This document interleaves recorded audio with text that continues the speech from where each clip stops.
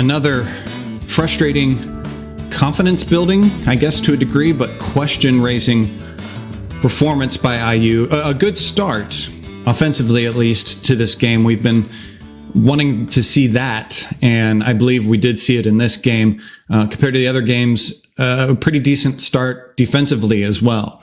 IU ran some great plays for each other. IU was playing with some great pace overall, which was great to see. But then slowly but surely, those defensive lapses continued and allowed Wright State to kind of stay in striking distance.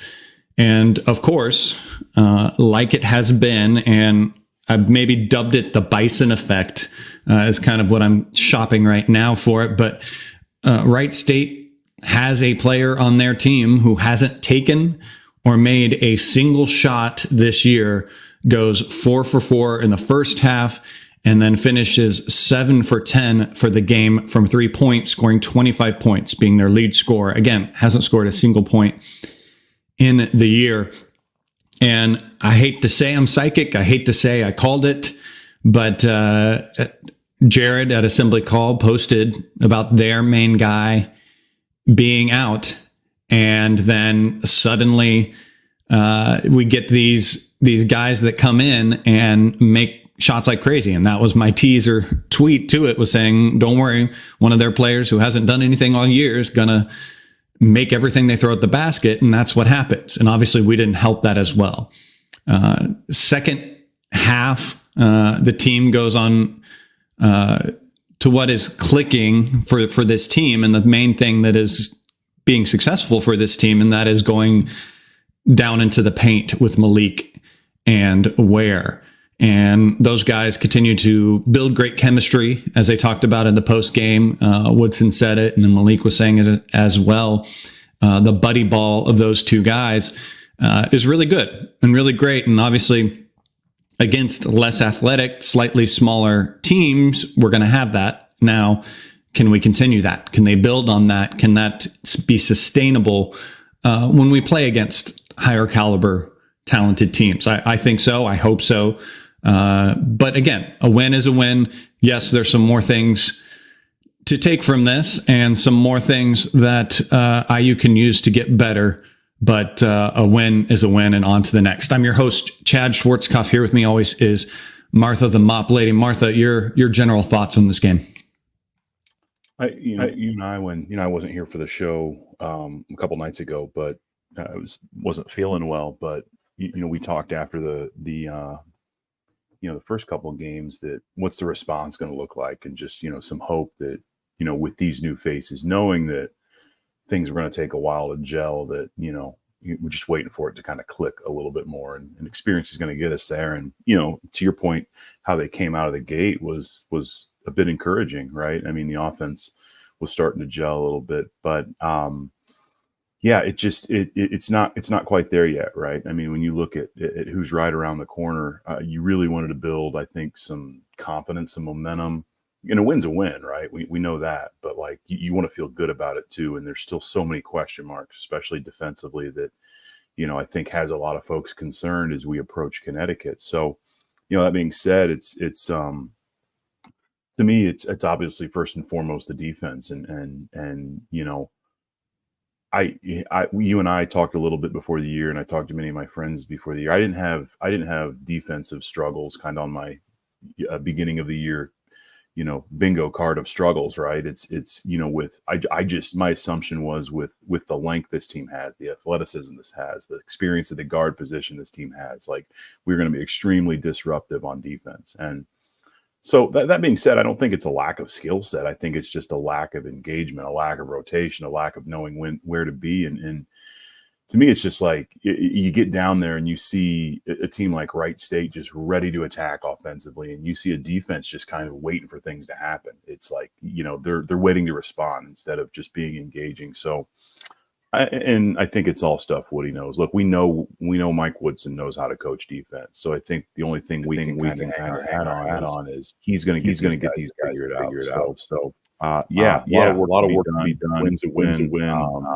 Concerned about Sunday. So that's kind of where I'm at that game. Well, and it's You make a great point there in the sense that I was the same way going into this. Like you said, we talked about it, and that should have been, and in my mind, and can still be, one of IU's hat hooks is that point of attack defense, the defense from Xavier Johnson and Trey Galloway, and what Cups has showed us so far, and that point of attack, getting getting other teams to struggle to get into their offensive sets and getting them shorter on the shot clock. I haven't seen it as much in these past 2 games, at least, that kind of point of attack defense. And you're right. It is something that we didn't expect to be a struggle, but at least it's a struggle. And again, this is me always talking. I'm always going to be half full. The glass is always going to be half full with me.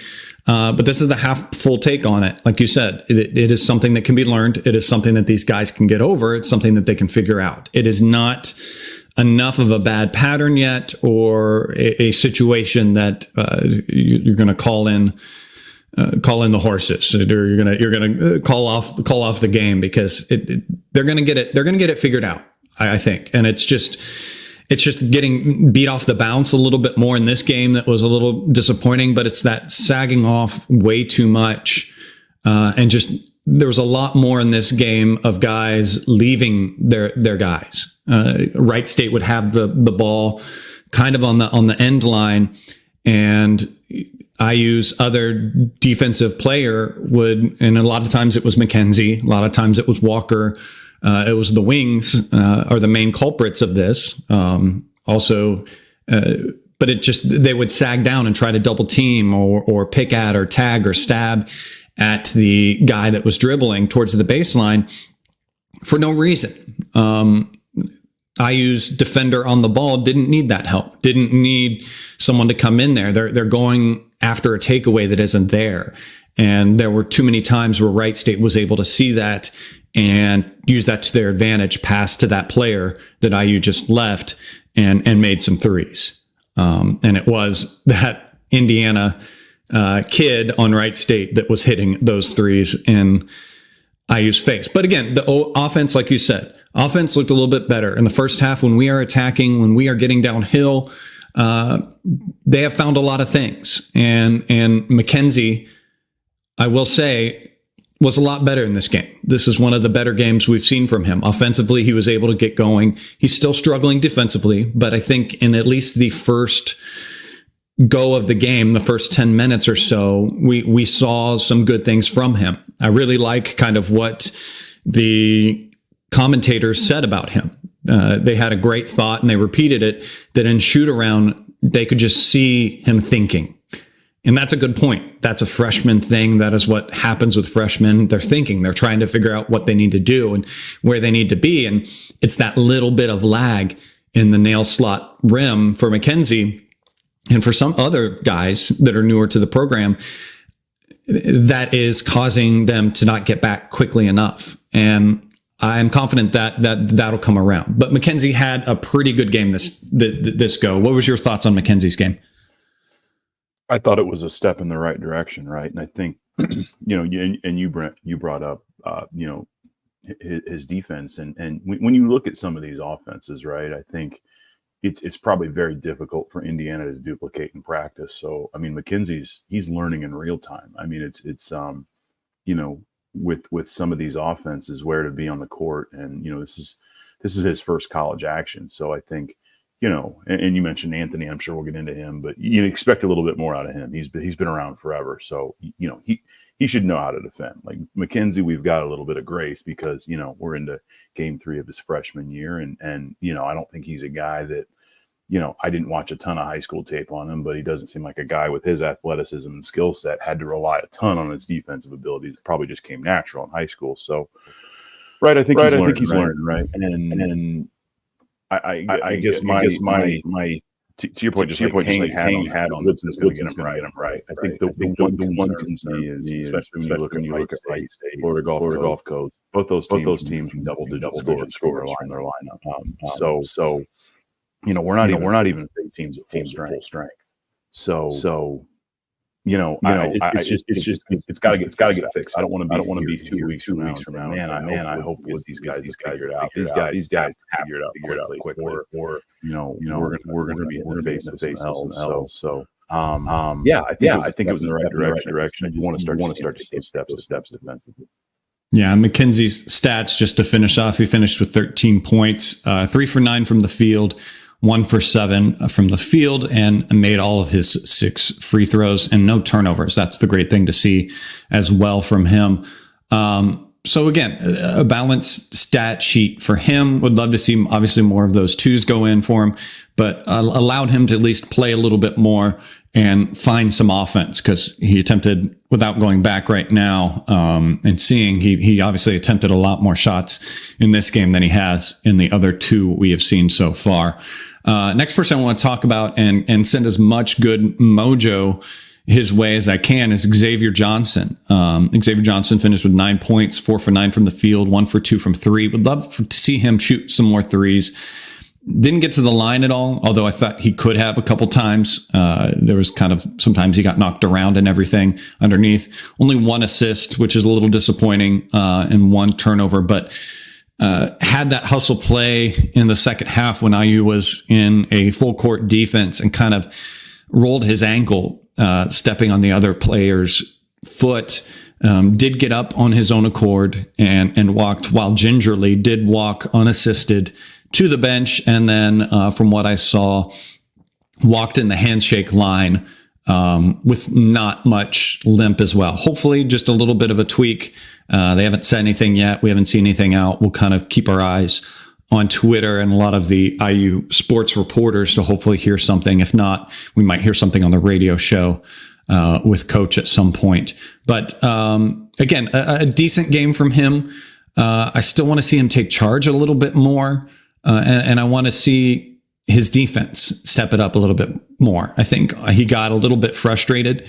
There were a lot of foul calls against him that I think went the wrong way. We obviously saw that one replay where he was coming around the side of his man as he was dribbling the ball up that looked pretty clean. And sadly, Xavier Johnson is going to fall victim to that as well a little bit, because he is a very skilled defender and he is able to get his hands in there a lot of times very cleanly.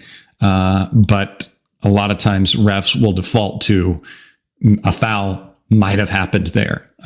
So anyways, good play overall, and a lot of hopefully good thoughts and ice and warming it, and some time with Tim to get things on the mend for him, because we definitely need him down the road. Your thoughts on X? Yeah, my instant reaction to going down the court at the end was like, man, it didn't look good. I mean, the way he was holding his leg, and you're kind of the announcer's like, oh no. But to see him kind of bounce out and walk to himself, if he's able to go to the line, I think that gives you confidence that maybe this thing ain't too long term. Hopefully he's there. I thought his play was solid, right? I mean, good keep in mind, right? Fresh off, and he's a guy that more historically started slow. I remember his first Indiana. This guy gone kind of forcing things. And I thought he was aggressive. He had some drives where he didn't necessarily finish. He did a couple times. There were a couple that he tried to be aggressive, ball to the hole, and couldn't quite finish. Situations where you talked to the show about how solid Indiana was. I was like, okay, let's just slow down, work bigs. That seems to be our high percentage offense right now. But I mean, we need to get offensive, right? I mean, we can talk about 3. I'm sure we will. But he's a guy that we're able to rely on to get score for us. So I'd like to see him a little bit aggressive team like Wright State. Hopefully the leg injury is increased and he's ready to go for Sunday. And his other counterpoint in the starting lineup, Trey Galloway. I thought Trey Galloway had the best game he's had so far this year. Finished with 15 points, 3 for 7 for the field, 1 for 4 from 3. I think he can knock down a little bit more. Got to the line quite a bit. Was 8 for 10 from the free throw line, and the best part of it was his assists to turnovers. 0 turnovers, 6 assists. Now, some of the lacking production from X is obviously lends Trey to having a little bit better game, but this is the Trey I kind of expected to see this year and was hoping to see this year, getting downhill, working in through contact, throwing up those circus shots that he can do, getting his little floater going. He made one of those at one point. Just like his decision making, when he can get downhill and get to the basket, he just can do the right thing. He knows either to go to that little floater. He sees the court really well and is able to at least find maybe one of the bigs rolling with him. He also had some good two-man games with two-man possessions with Ware as well. And this is the kind of game we need from him. A majority of the time. We may not get it every game, but this is the kind of good baseline to high baseline game we need from Trey. Your thoughts on Trey? I'm gonna combo this one a little bit in X and just we usually get stats, but my one I agree all your points on Trey. It's kind of traditional game. But when you look at combined rebounds, X and Trey. I think that'd be a lot higher. They've got to get in there, especially if he's struggling. That's to me that's kind of a problem, right? I've got to give some credit to my buddy John Felt, who is a listener. By the way, so if you're listening, hi John. But he's the one who pointed out. We were talking last night about the game, man. Same thing you and I were talking about. Not expecting the D to struggle like it has. Talking to and he brought that stat in them. Yeah, it's 100% correct. Especially in your defense struggling. Those guys and muddy it up. So that status, right? I thought he did solid, right? I think I as well as he shot point ball last year. I'd love to see a little bit of that out of him. Still doing the trade throws, right? He's getting involved in defense. You mentioned a little running jump. So it's just what we need. Need some other guys to step around him. Yeah, and we hang our hat, as I said in the opening, underneath from the guys. Malik has himself a Thanksgiving feast a week early with that running hook. I mean, that running hook is something that is impressive, and his movement, his footwork is something that we got a preview of last year. And I also I love that chemistry that's going between him and Ware. And it was stated in the post game, the buddy ball that those guys like to play and how they can play off each other and moving and their defense. It's something that's incredible to say. And maybe I'll combine Ware again. And with this, he just continues to be great as well. And both of those guys, I just hope we don't see too much of a drop off, because yes, they are benefiting in preseason games and non-conference games. The players that tend to benefit the most are your big guys underneath, because opposing teams are less likely to have star guys underneath or the size that is going to be able to compare to high-level teams like Indiana. They might have a few guards or guys that can get hot like they have, but they're not playing against the competition that they're going to see down the road. And I hope they continue to be able to produce like this, and I have confidence that they will. So that's going to be very interesting to see how the questions have been about, obviously, Ware's motor, and we've kind of silenced those as far as my respects go, but it'll be interesting to see how that matches up as we continue on and the competition gets a little bit harder. Again, we learn a lot on Sunday and Monday this week. Your kind of thoughts on our big guys? I think the one thing that gets lost on kind of the struggle in the year, right? I think the chat is, man, we got a long way to go and learn about the competition increasing. I think the one thing that gets lost is the start of our bigs. We all hope that would be our strong suit, and we knew Malik. Or hope Malik would put himself in a position to be a lot more with less fouls, and he has, right? I think that's one bright spot. He gets the ball down. I'm really confident to make it. I don't know what his field percentage is, but it's got to be high. And I remember talking about the same thing last season. Right?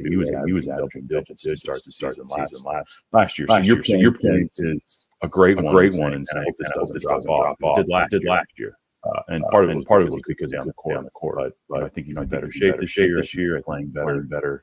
I think he's playing better, better defensively a little bit. So, and the other thing that's lost, I think, is Khalil Ware. I mean, he has been I think the biggest bright spot for Indiana to start the season. Right. I mean, you look at his line putting out there. What do you have last? 18? I think. Is that right? Yeah.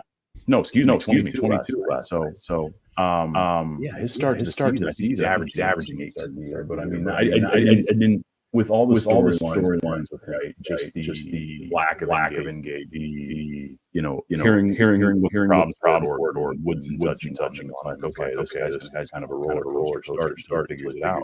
Well, he hasn't. He's been the one bright spot consistently. And that's exciting because wasn't sure we were going to get knew the tools and the ability was there. But it's nice to see him every night. We quite honestly we've I concerned to think where we'd be without having that Khalil. So huge effort by those guys. It's going to be a massive for those guys on Sunday against UConn because UConn's got some size. They're just talented overall. So it's going to be a big challenge, guys. And I'm really curious on how they respond. Man, they've had a really bright start to the season. Yeah, Ware's field goal percentage this season so far is 74%.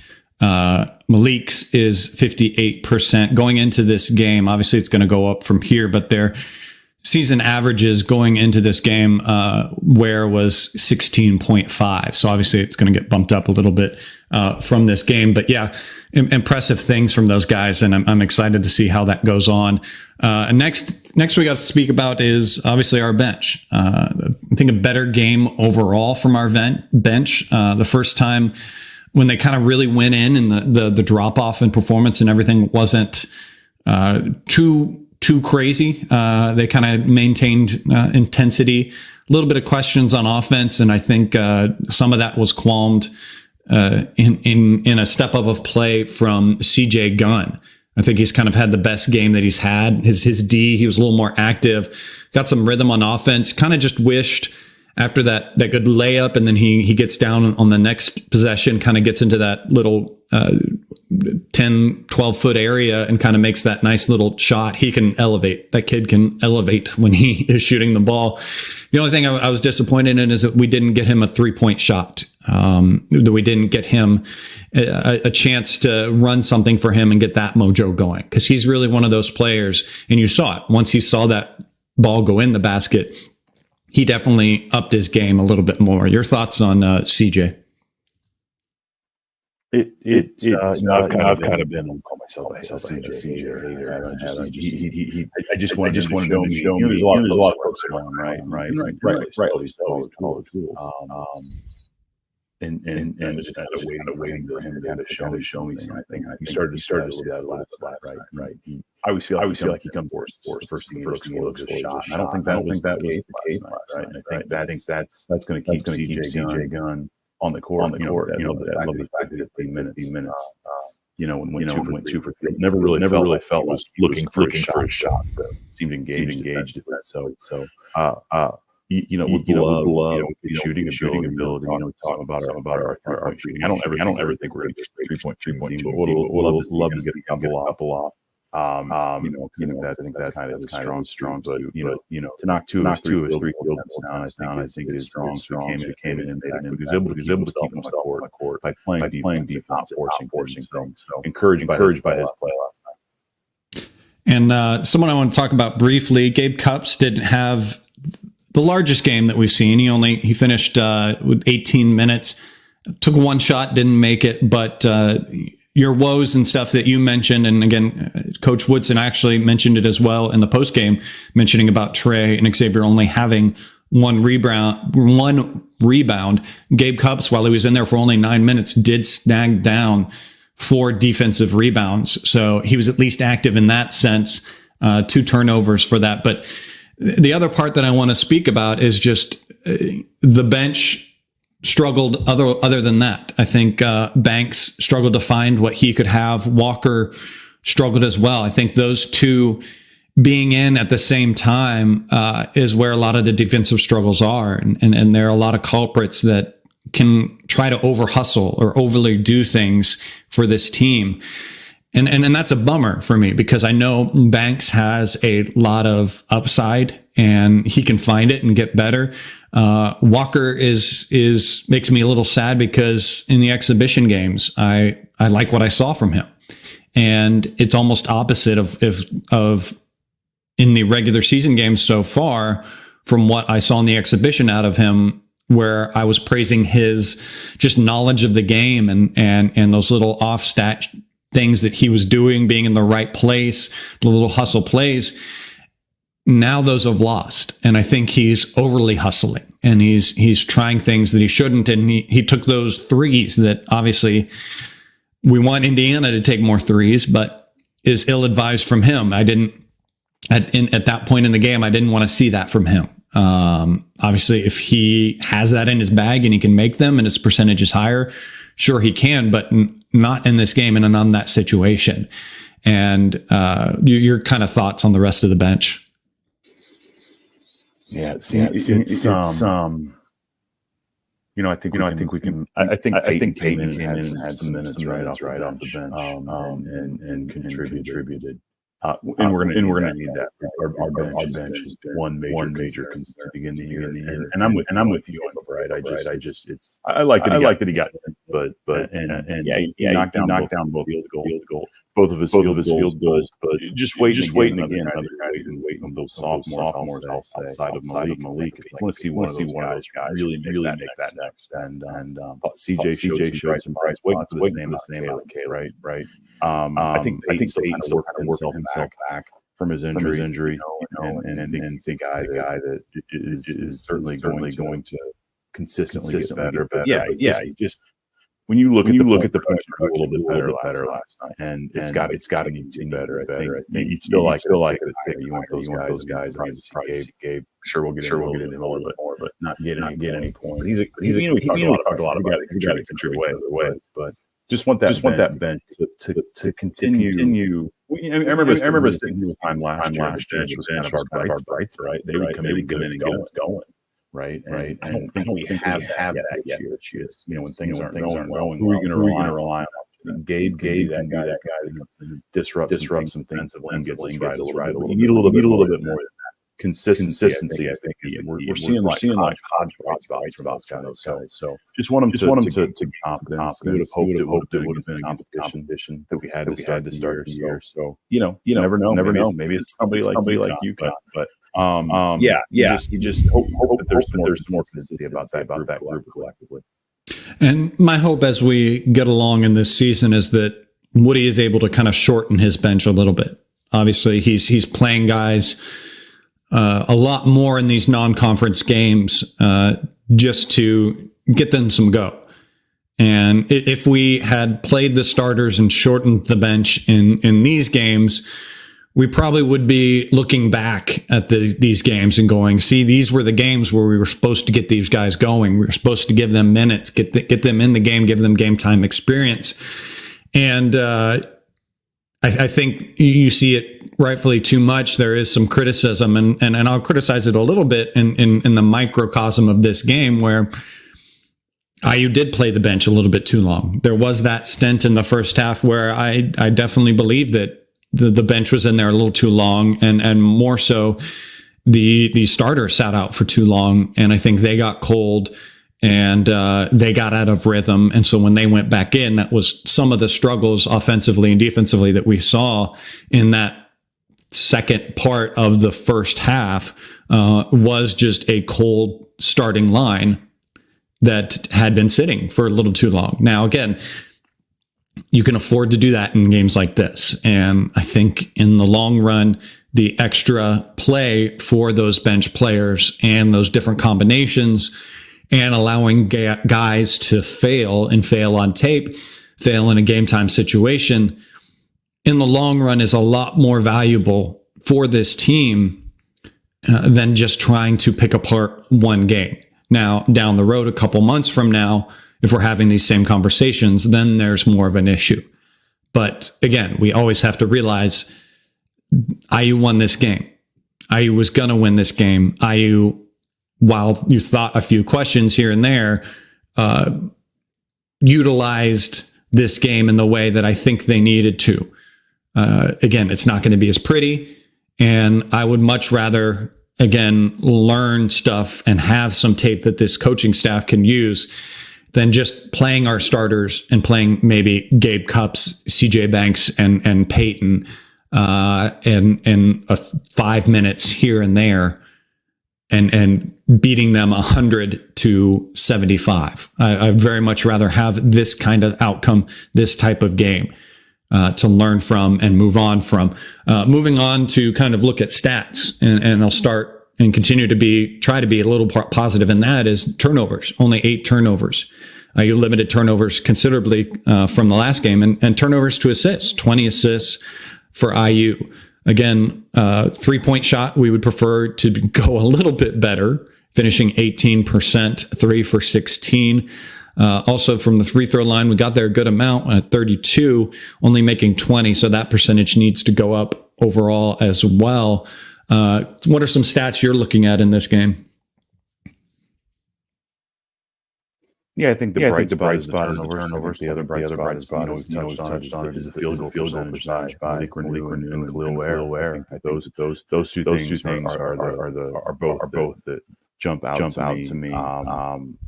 Obviously, when you look at and I'm pulling up the box score now, but when you look at Wright and the amount of they shot 11 for 26 from 3-point line. So percentage-wise, 40, that's good, right? And you mentioned it, and you tweeted it into it, right? Our good friend from Greenwood, Indiana, the young man that hit some Ville or Berg or something. Exactly, I can't remember. Yeah, exactly. I know he had a year last year. I don't know scored a point yet this year, but he's a guy that came back and just like his does. Indiana came back and just knocks down a bunch of threes. But still, it speaks to some of our struggles. Right?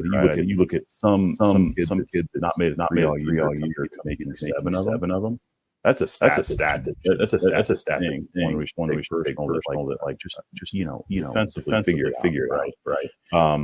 So yeah, those are jump out to me. Free throw line is 32%. While Wright State went 13 for 7, almost 80%. So that one needs to jump out to me a little bit. Let's figure that out, right? So yeah, more to do, right? Typically, it speaks to go. So we'll see what we get Sunday.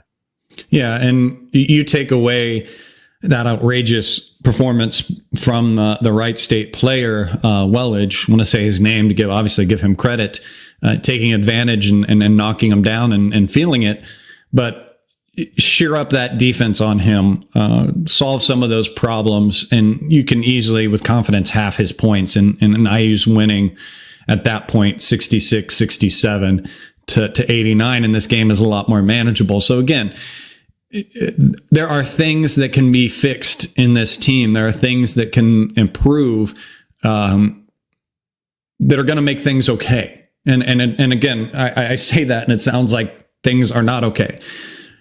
For the most part, things are okay. We can choose to have a lot of things to focus on and try to be in the negative standpoint with this team, but we got to try to focus ourselves on this team and how new they are with each other. And again, that's going to be an excuse that we can use right now, and call it an excuse, call me out for making an excuse and everything, but I am going to. They're still figuring each other out. They're still figuring out how to play together. Like you had said, Mackenzie going into college has been an elite offensive player. He's been going against guys that are smaller than him. And historically, anyone that's ever been to AAU games, anyone search online for mixtapes of guys, you're not seeing many guys that have defense in their mixtapes. And unless they had a situation on defense where they were able to get a steal and run out for a dunk, that's the only time you ever see defense in these mixed tapes. So it's just not a focus for them. And it's not something that they look to do at their younger age and before they get into the pro state. So I'm confident he will figure it out. He will find out what he needs to do. And if there's situations there in these games coming up against better competition that IU needs to go to a more defensive schemed team, I think we will see that. We've already seen him do Woodson do it a little bit, throwing in Cupps, Galloway, and Johnson together. And we might go to that 3-guard lineup to close out games. That's kind of our closeout lineup situation, to be able to go to those guys. But overall, I like the offense that we saw. And I think we're seeing where IU is going to go when we need a basket. I think Malik is that player right now for IU. Xavier Johnson is going to be the decision maker as we go along. Trey's going to be that lightning guy that's going to be able to do the plays, get downhill for us. And Baco's going to be that project. We're going to see big games out of him, but we're also going to see rough games. And Ware's going to continue to be that guy underneath for IU that gives other teams struggles. And as the telecasters, commentators were saying, there needs to be that altered shot stat, because he alters shots. He alters decision-making for teams when they're going down underneath. So things will get better for this team. And I'm confident moving forward. Obviously, we have UConn coming up at 1 p.m. on Sunday. Before we move on, kind of looking at that situation, just Martha, give me your kind of closing thoughts on this game. Close this one out. Yeah, and I see the comments about we are scratching our head on how to get that fixed. So we are still working on troubleshooting. So apologies. I guess two of me is better than some may argue that. And that's fine. So closing thoughts on this. One you can't. We're gonna learn a lot about this weekend, right? Sunday and Monday. And my hope is that we're surprised, right? That we've learned a lot of these first three games. I'm concerned. I think I'm concerned like everybody. Right? I think when you look at the way we struggled against roster competition, it doesn't bode well for us facing a team like UConn. But my hope is that I think that the skill set there to be able to compete like that. The athleticism, the laying, all the intangible stuff. I'm concerned about our lack of production from the guards a little bit. Somebody can knock down that consistently. That does concern me. I don't know how long it can away, but my hope is that you get on the big like Madison Square Garden, defending national championships. That that effort comes out. To me, it's just an effort thing. Offensively, it's a lack of awareness. Defensively, it's all those intangibles that can be controlled. It's not a lack of sense. It's all there. Right? Putting it together. Hopefully that's the stage that you start to see. I'm okay with the loss. I don't want to go out there Sunday blown away by points. I want it to be a game, and because I think that is far from peaking as obvious, right? I don't think you're going to on Sunday either. We're building to that. Woodson shown his first couple of years that he's got a way of getting right as this goes on. And I think that's kind of what we can gotta see that progress we haven't so far. This season, the first games left us kind of scratching our head, and we've got to be able to look back on this weekend, Sunday and Monday, and say, yeah, we've made some progress. So. Yeah, that's kind of where I'm at. And, I think we put it in the rearview mirror, right? And hopefully we're not talking about the same problems, next week after the New York City games. Yep. And for me, it's just, there's a lot of different ways to look at this team where we are now. And it's just like, I choose optimism. Can they get things going? Obviously that's the question. And I think they can. The talent is there. The athleticism is there. They just have to learn the system, and they just have to learn each other. And that's going to come, and we can hope that that's going to come. We'll see how things go moving forward with this team. Obviously, IU has a tough schedule moving forward. We have this game coming up against UConn, and then we'll see how that comes out. And either we're playing Louisville or Texas, another tough game. And I'm excited to see them go against these guys. I'm excited to see what this team does with that ratchet up. And there is something to say that the style of play is going to be a little different than these non-conference games that we've seen so far, where teams are just throwing up shots and hoping to get situations. There's going to be more play underneath that is going to challenge our big guys. It's going to be an overall different scheme. that IU is going to face moving forward. And so I'm excited to see what kind of things we can get from this team moving forward as well. Now, I did see you tweet out, Martha, something that moving forward in this game coming up, we did get some tickets donated to Hoosier Ticket Project for some people to go in New York to see the Hoosiers. But talk about other games moving forward, what people can do to get people to these games. And I meant to compliment you on your beautiful choice of wardrobe this morning. I love that. Thank you for repping the project. Yeah, I mean, I think when you look at the fact that we had tickets to the Empire Classic donated, it just speaks to when I talk about the Hoosier Ticket Project. Just it's never about anyone that's really associated with the project or started the project. It's about all of Hoosier Nation making it possible for folks to go to games that otherwise wouldn't have the opportunities for somebody to be selfless and donate tickets to a game at Madison Square Garden. You know, those aren't cheap tickets, right? So it speaks to our incredible donors. So appreciate all those folks. But yeah, HoosierTicketProject.org/donate. You know, as the season goes on, get into tougher competition, the donations, they and for obvious reasons, right? People start using their tickets a little bit more. They do go down. Just remind folks that if you're not using your tickets, to consider a donation to us. We've got a lot of folks that love going to watch Indiana basketball.